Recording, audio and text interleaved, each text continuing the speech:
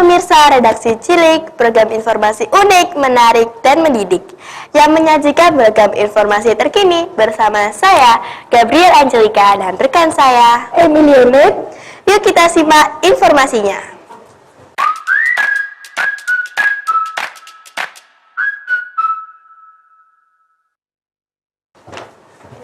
Selama 30 menit ke depan, kami akan menyampaikan berita aktual dan menarik yang telah dihimpun oleh tim redaksi ANTV News. Pemirsa, inilah cuplikan berita aktual hari ini.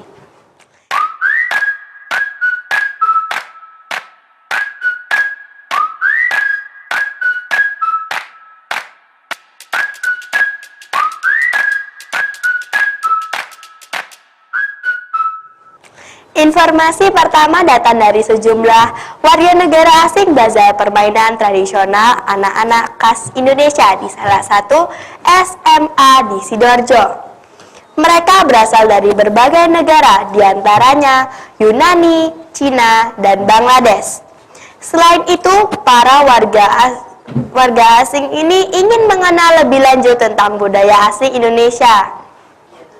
Wah, bangga nggak nih jadi warga negara Indonesia yang budaya dikagumi dunia?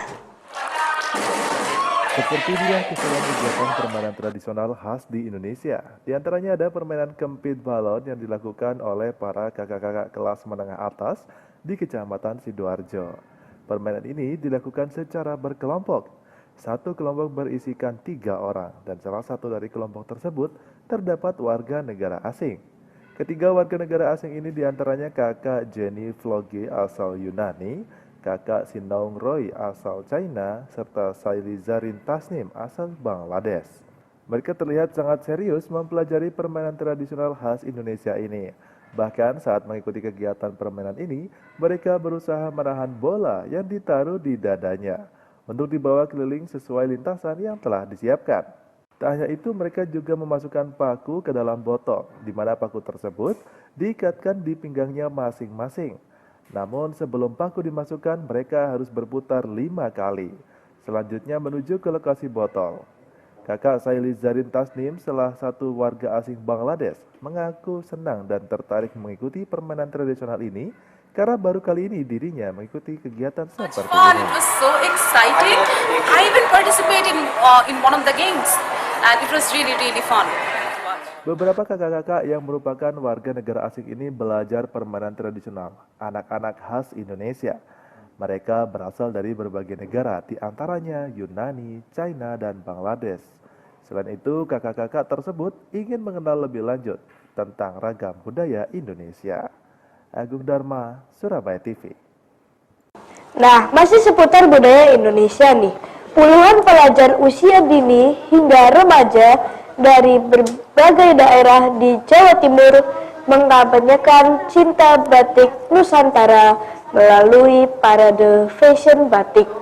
Kegiatan ini sebagai edukasi bagi generasi muda supaya paham terhadap warisan budaya bangsa Indonesia di tengah era perkembangan zaman saat ini.